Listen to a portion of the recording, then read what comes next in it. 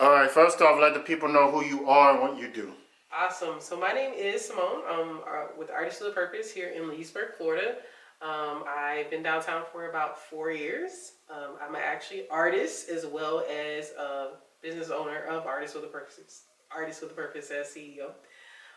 And so basically, I'm a mobile artist, so I travel teaching art to kids, as well as a therapeutic artist as well. I've been doing that for a very long time. My background is in mental health as well as organizational leadership, and I was a suicide crisis counselor for 8 years.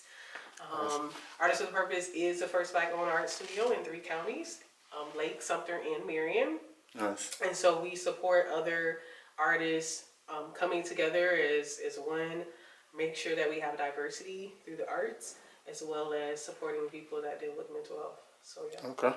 Where are you from? I am from Leesburg. Oh, you're from here? I am. Nice. Yeah, I'm from Leesburg.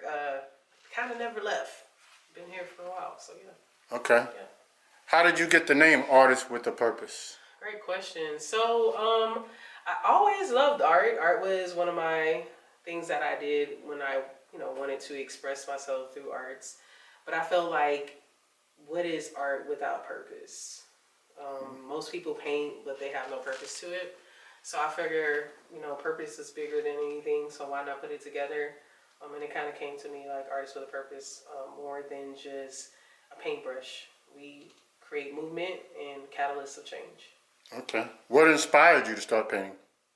I actually was dealing with the loss of my mom in 2017. I've always been an artist. Having an art teacher matters in education. We definitely need to keep art in school systems. But having the loss of my mom really pushed it more, and to be able to open my studio. So I would say the grief of loss of my mom made me kind of push it more in being a part of that, as well as doing some things in my community. It was important that arts touch the heart of the community, not just into art studios, but actually where kids live.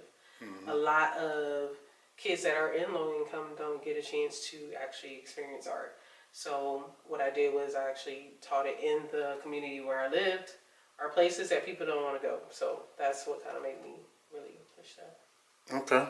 If there was one word to describe you, what would it be? Somebody never asked me that before. I'm going to say, if you ask me one word, I would say, I would use my art name, which is Paradise Flower. That's who I am.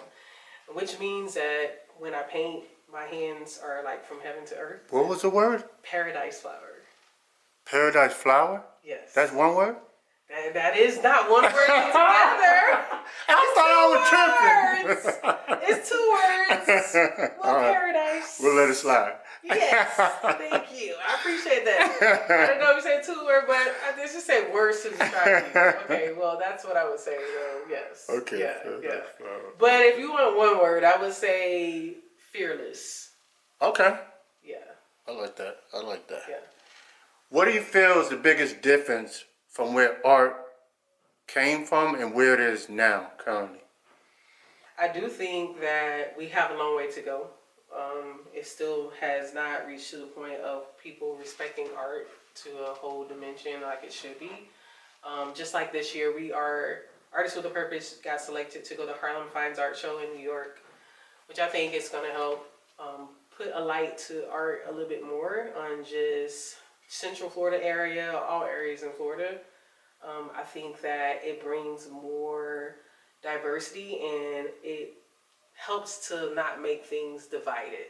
Okay. When I say divided, I mean like when it comes to culture, when it comes to people that are different, when people want statements or to express themselves, they are able to do that through the arts. And I think that we have a long way to go because we should not be so divided as a nation like we are now. And I think art can definitely bring that.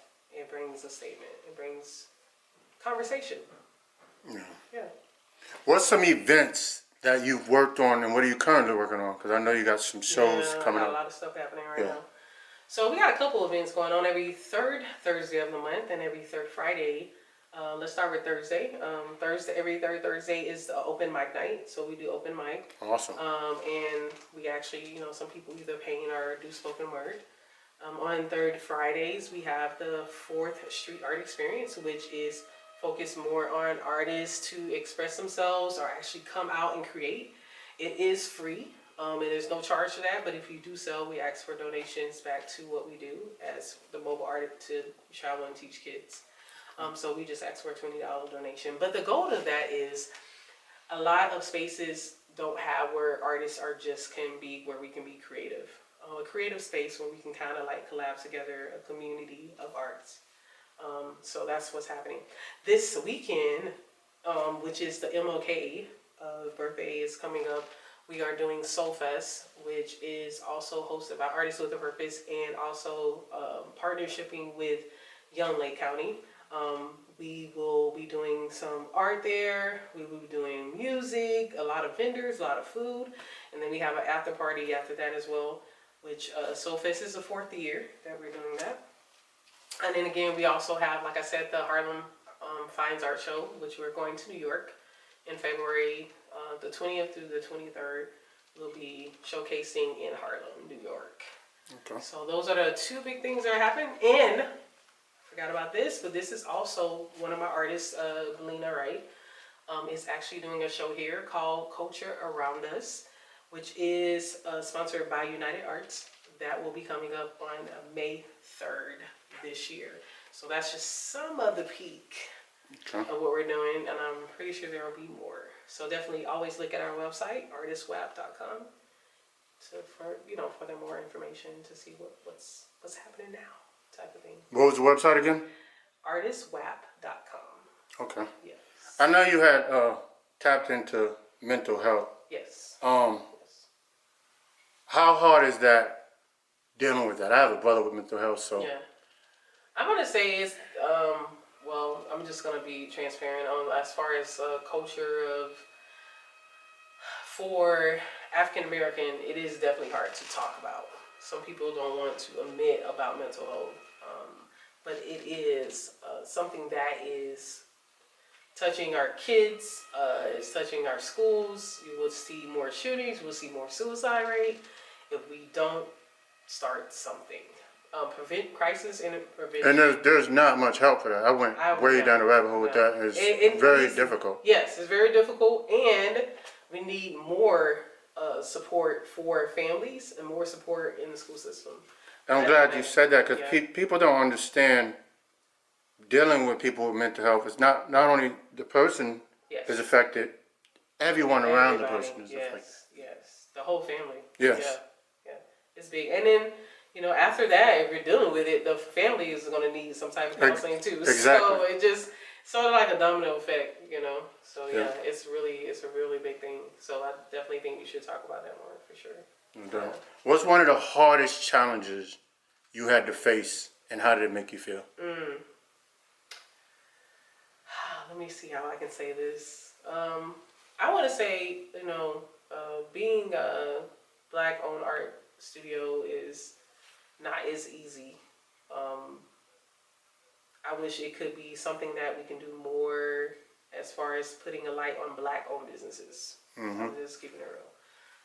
Because I feel like there is things that could bring just light to all Black-owned businesses more.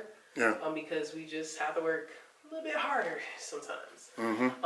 What Such is life for us. Yeah. And that's okay. I'm good with challenges. You know, I think it makes me stronger. It makes me look at things different. And I think the push through was definitely just basically constantly seeing what I can do more. Because I always tell everybody, money don't have zip codes. I mean, it would be great if I sell every picture in the art studio.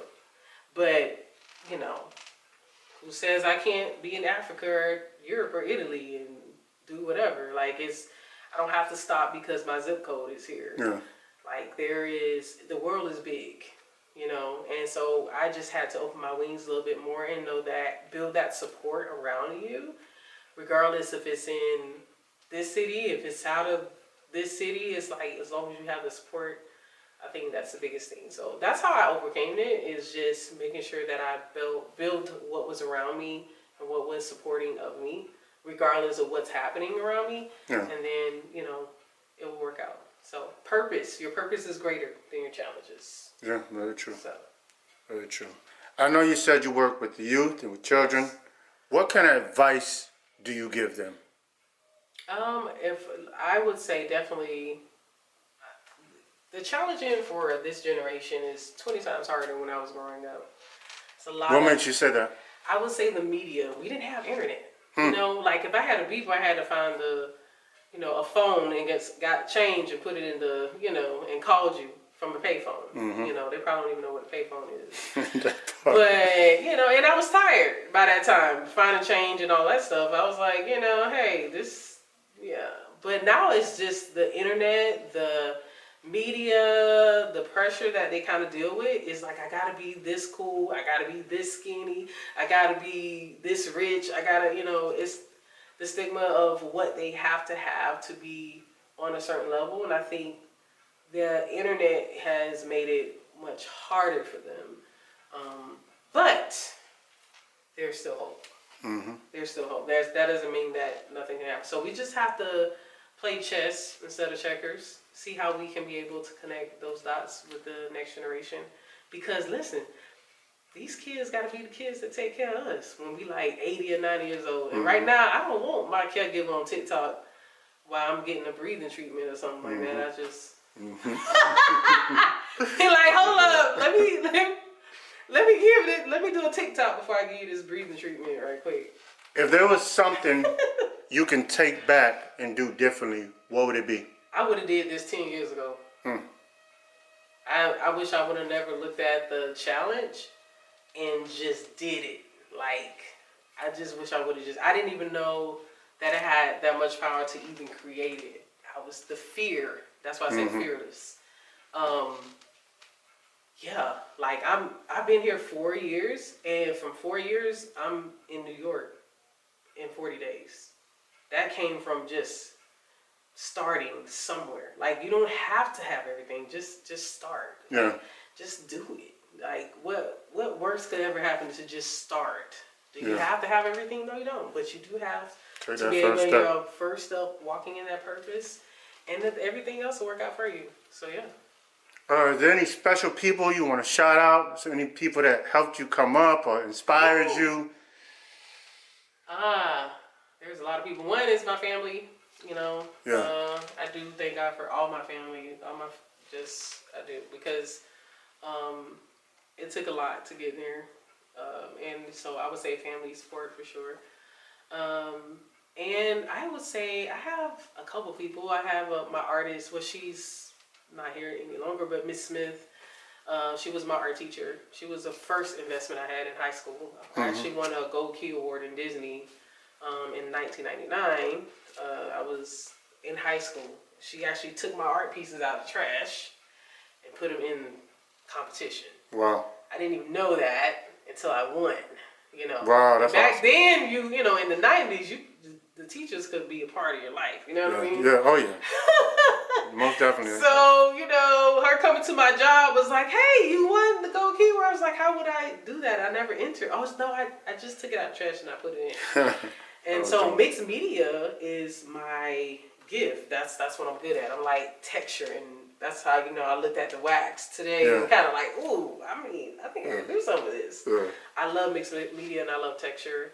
So that is my gift. That's how I knew I was good at what I did, because I had an art teacher.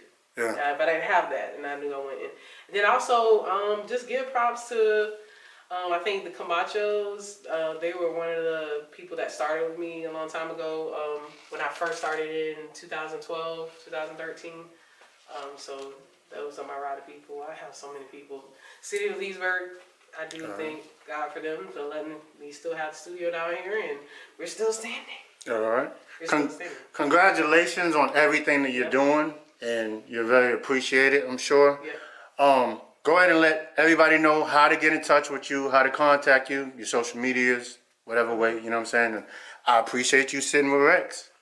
Yeah, so definitely take a look at Artist WAP, and you can definitely take a look at everything we're doing. We have all of our people that are there. You have Belina Wright and also Kim and all of my partners that were there, Kitty, everybody that was like a part of it. And just a movement of change. We are always coming up with something. We're always doing something more. Definitely continue to check us out, and we would love to see you. All right. Appreciate you.